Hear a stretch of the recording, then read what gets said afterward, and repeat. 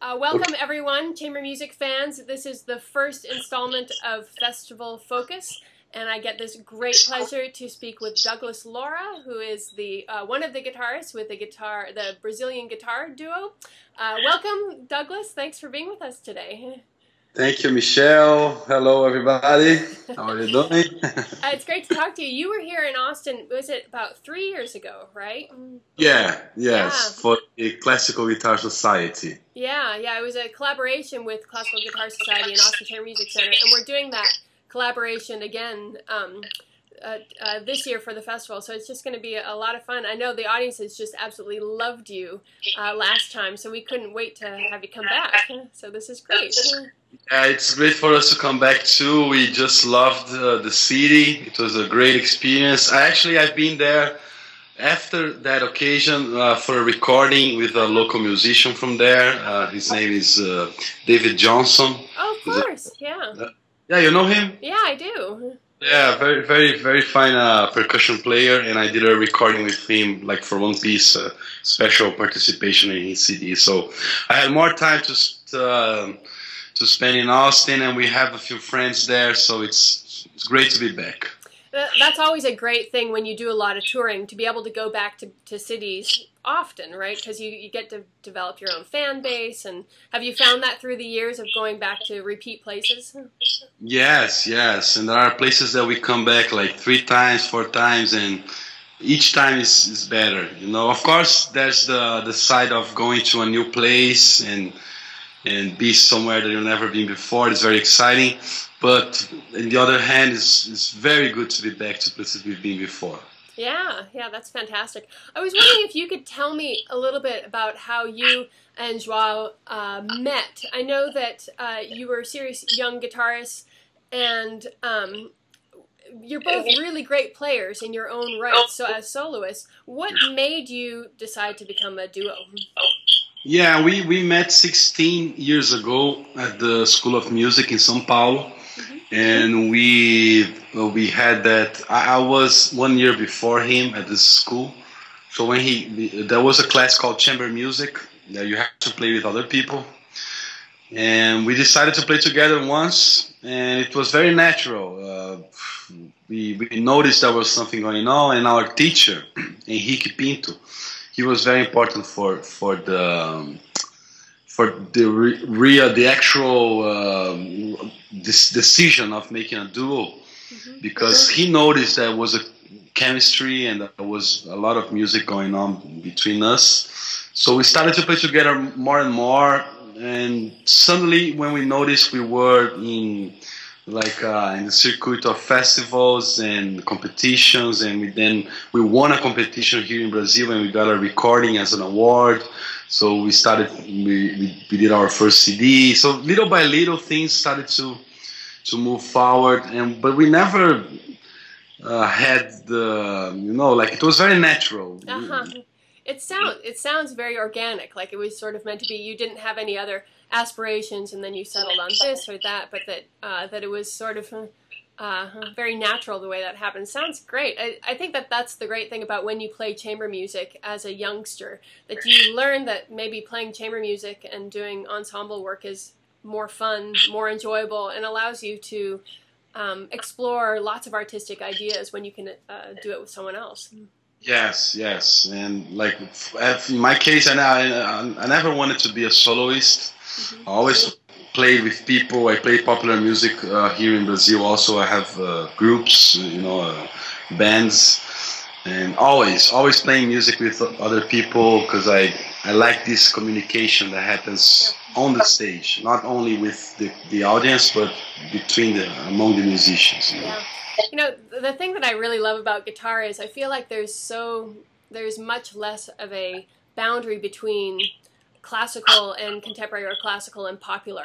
And anytime I see a guitarist or think about guitarists, I think that you can play straight up classical music, but you can also just kind of jam with people or be the life of the party or whatever. And I think that that's a really great thing about that instrument. And I think that other instrumentalists could do that more too, but we just don't have that tradition of having that, I guess, that sense of socialization with our instrument. I agree, and also because I don't know, many reasons, right? We can use to explain that.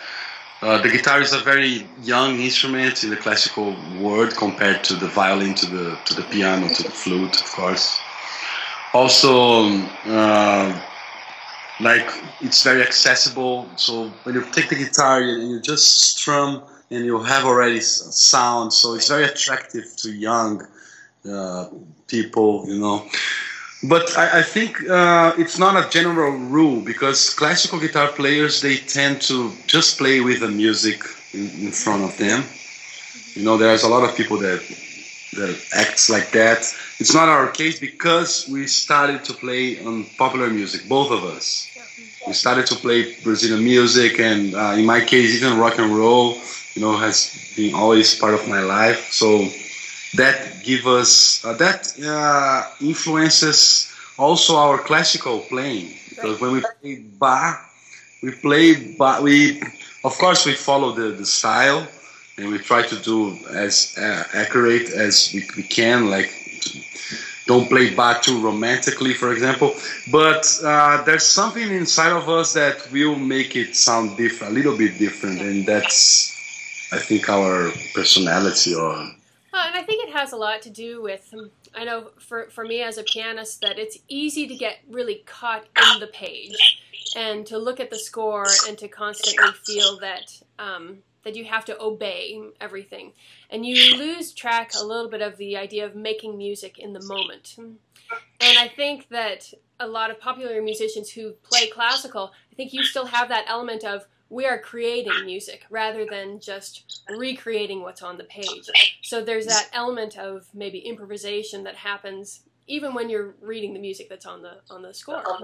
That's very true. Do you play popular music as well? I play some popular music. I play some tango, and I came to it kind of late, but I did some improvisation in my late 20s, and that was what really opened up my eyes to the fact that I could create at the piano in the moment. And you're right, it does inform how you play classical music after that, because it makes you realize that it is very much an alive form and not just a regurgitation of something that's there for you. Yeah, and then you can improvise in bar, right? Like that's how you should play it, actually.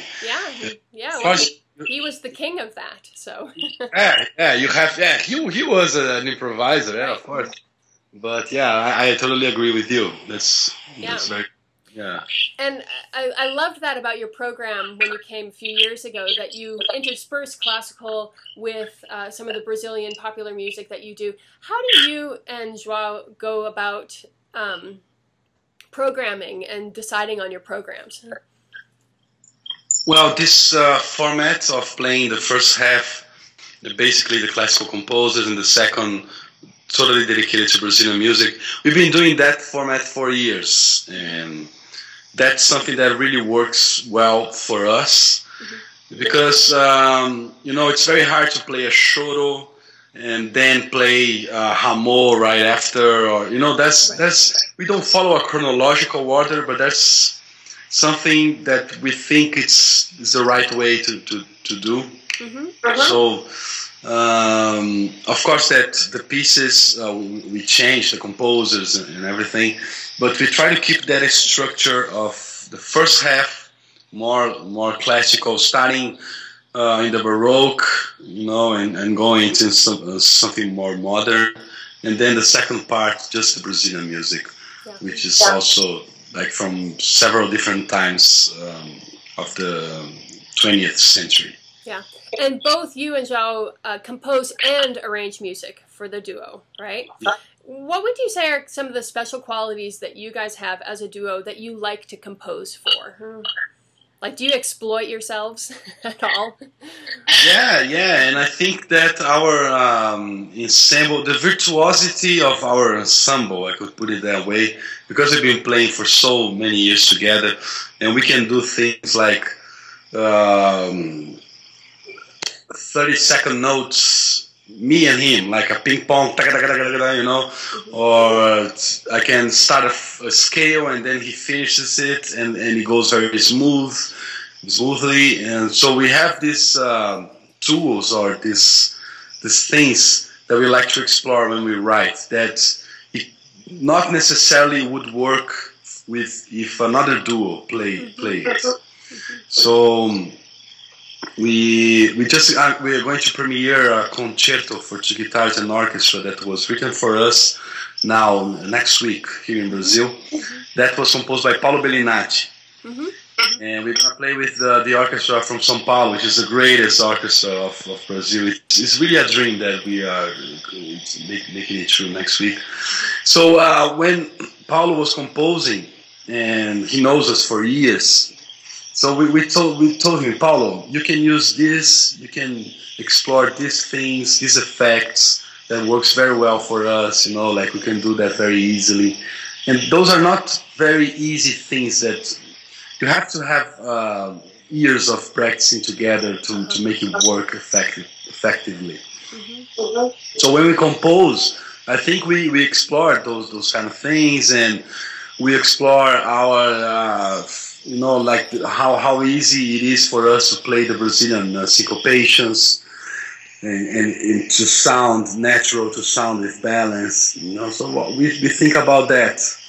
But we try to run away from the music written for guitar, like from the music that uses the guitar vocabulary, like, you know, open strings, the things that are very too predictable for the instrument.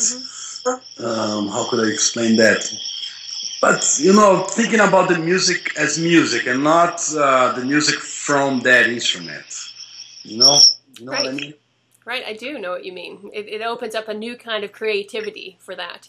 Because so often there are stereotypes, even for instruments, right? And so to be able to discover new sounds and new possibilities on an instrument, I think that's the great sort of glory of being a composer, is not falling into those gaps, but discovering something new. Now, I'm definitely not a composer, but I think that's the wonderful thing about that, is to be able to, you know, take what you know, which is the guitar sound, and create something totally different that might not be able to be done with one guitarist or with two guitarists who have that sort of in sync that it seems that you guys have. So that's great. Do you guys also get along outside? Like, how much time do you guys spend together rehearsing, and do you like to hang out otherwise, or are you pretty good friends too? Yeah, of course. We've been living for so long and passing through so many experiences, you know, in life. And we started as students, and now we travel. We've been traveling a lot and working a lot, and a lot of recordings, different projects, and, you know, we've been seeing things developing in such a long period of time, and it's a big road, a long road that we've been going through together. So that makes us very close and good friends, of course. But we live in different cities, so and that doesn't seem to make any difference, because we've been spending time on the road, like, I don't know, maybe 70 or 80% of our year, you know. Yeah, that's great. And oftentimes it doesn't make a difference if you live in the same city, because once it's the time that you've spent together over the years that really gives you the sense that you can play well. And good friends. Thank you so much, Douglas, for chatting with us. It was great to talk with you. I can't wait till you're here back in Austin again. Thank you very much, Michelle. Thank you, everyone that is listening and watching this video right now. We look forward to be there in Austin in 1 month. And nice talking to you too. Thank you very much. Great to see you. And we'll see you soon. Bye. Okay, bye-bye.